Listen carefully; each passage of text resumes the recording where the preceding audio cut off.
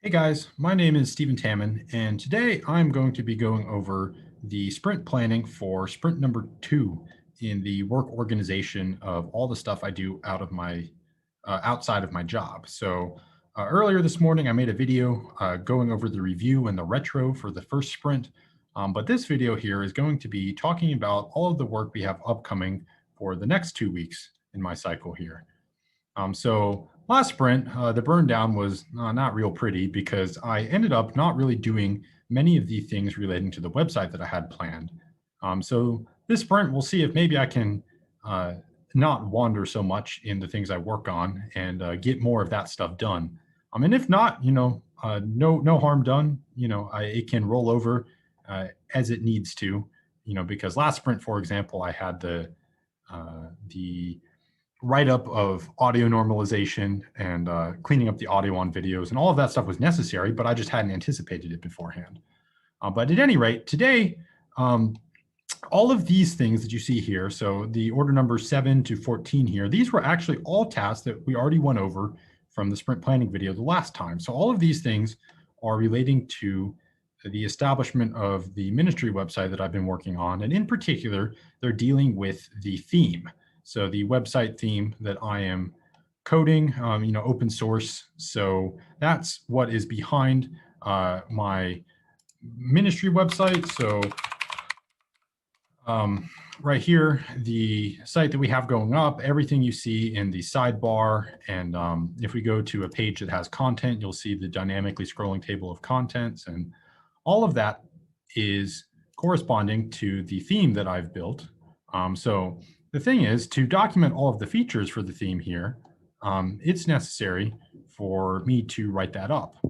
So that's what these tasks are. And as I mentioned in the first sprint planning video, the reason why these things are going to end up on my personal website is because eventually I may not be the only person using this theme.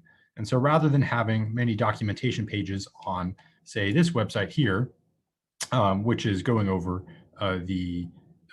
just the ministry stuff, so Bible teaching. Well, if I have the documentation on a project page on my personal site, then if other people ever end up using this, then the documentation will already be there and multiple people can link to it. So I'm not going to really spend much more time talking about these things. We will open up the task board here. All of these tasks have remained essentially unchanged just because I never really started them last sprint. So they've all rolled over. We've got the hours and the efforts from those things now in this sprint. Now we have all of the tasks here for the videos in the upcoming weeks here. So the sprints are 2 weeks long. So this first week, we've got the discussion group video. So there's 3 of those that happen on Saturdays. And then lesson 4, video and Q&A, lesson 5, video and Q&A, and the second discussion videos from next Saturday as well. You can see that I've already started, because this happened earlier this afternoon. I've already done the prep and we've already done the recordings here. I actually have them processing right at the moment.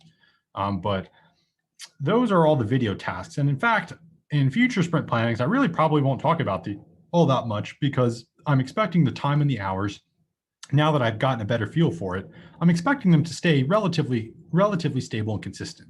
So the discussion groups, we've efforted them at 5. I have a chart here. Now, depending on the process you have going, you might have a correspondency here. We effort things with Fibonacci numbers because the specificity that we can task things at kind of gets finer as the tasks are smaller. So when you have a really big task, it can be much more difficult to estimate, how much effort it's going to take.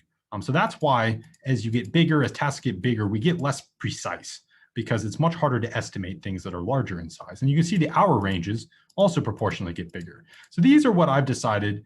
So for my workflow here, which is all of my time external to work and working out and eating and all of the other things that are part of life. This is the time I'm going to try to sink into my personal project. So you can see here over in the work details pane that I've tasked myself at about 56 hours for this sprint. And that's including my work time on weekends. So the time that I'm anticipating being on task, working on things on weekends. So that puts me at, 52 hours over the course of 2 weeks.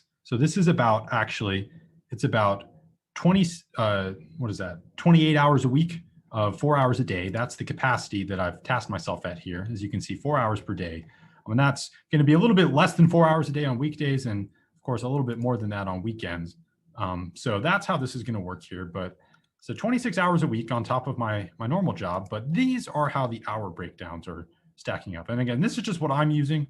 Different teams may use slightly different correspondences here. And all of these things are essentially estimates. But you can see that these discussion group tasks for the Saturday videos, because it takes me a good bit of time in post-processing to put timestamps on them, well, those get a bigger effort. They correspond to about 7 hours of work, whereas each one of these smaller videos, so this video and this Q&A video, each of those are under 2.5 hours. So those get smaller efforts, right?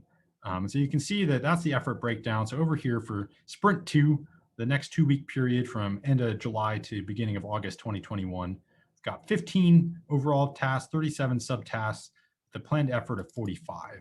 And we'll see again how much I stick to this, what the burn down looks like at the end. But that's the gist of things. So I mentioned the capacity here. And only other thing that I may want to note here is I made a task here for meetings as well. And so conventionally, you don't really track this in the effort tracking because it's not like it's really work you accomplish. This is sort of the meta stuff. So I gave myself 1.5 hours here for sprint planning. I was organizing everything, pulling it into this sprint, making this video, posting this video. Review and retro, this is going to be the task for next week. So I did a review and retro video earlier today, but that was from the last sprint.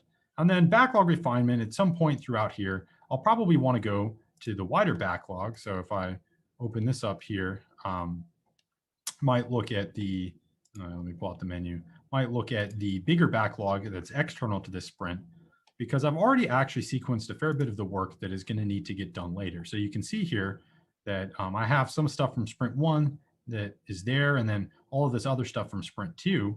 And then down here, we just have the iteration path as just my project in general. So this is all the combined work repositories that I have. I have like 3 or 4 of them right now, my 2 websites, the website theme, and then a keyboard project. But all of these things I have in the backlog for me to pull in the future. Well, it takes time to organize things and get them in what we call the ready state in Agile software development, which basically means you're ready to pull it into a sprint to work on it. So getting things in the ready state, that's what backlog refinement is. And typically do that sometime in the middle of the sprint, as you get more information about things that you can sort of estimate the size of, see if you're ready, see if you've got dependent tasks done. So I'll be doing that as well. So that's really all there is to it. I mean, I don't think in the future that these sprint planning videos are going to be super long. As I say, in future videos, I'm probably just going to basically say, yep, this is the video stuff. If we look at the backlog for the sprint, well, the first few tasks are always just going to be the across 2 weeks is going to be a total of 10 videos. So 1, 2, 3, 4. That's the videos and the Q&A videos of my own production, and then 3 videos per Saturday. So for a total of 10 over 2 weeks.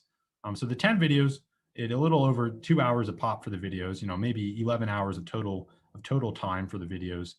Well, then there's everything else on top of that, and that's going to be generally what's more interesting, because the things that I work on top of this consistent time drain will be the things that change from time to time. But the reason why this video isn't going to drag on, as I say, is because we already talked about all this stuff in the last sprint planning, and I just didn't get to it. So none of the tasks that I have yet to do have really changed that much. They're just rolling over into this next sprint. So there you have it. We look at the task board. I've tasked myself a little bit under the total capacity I have. This is actually not atypical. On my work teams, we typically task ourselves in our sprints to maybe 85 or 90%, with the understanding that stuff comes up, there's unexpected situations. Maybe you get dragged over to help someone else and stuff. I mean, we don't actually set our capacity to full 8 hours a day either. So typically at work on development days, we set ourselves at 6.5, because you have to answer email and do training and administrative things. All of that takes time as well. But even there, we don't task ourselves all the way out, just because it's dangerous if you rely on that, because, well, what happens if something comes up? So you just leave a little bit of a buffer for uncertainty, and I did better at that this time, I think. So, with the remaining days left in the sprint, I've got 52. So that's, 4 times 13 here. So 13 more days left in this sprint. And that gives me, a little bit of a buffer here so that hopefully I'll be able to complete the tasks I've laid out for myself. And once we get to the end of this, there'll just be a few more things left to do on that website. And then hopefully I'll ping the mailing list and go ahead and launch completely. So that's the goal. We'll see. It might be possible in the future for me to trim a bit of time off of the video preparation as well, as I get a little bit more familiar with it. But I really think that the hours that we have here are going to stay reasonably consistent as we go from sprint to sprint. So that's all I got today. And next time we will be posting a video talking about the review and the retro of this sprint. So we'll see exactly how many of these tasks I managed to complete in the 2-week period. So thanks for watching, and we'll catch you next time.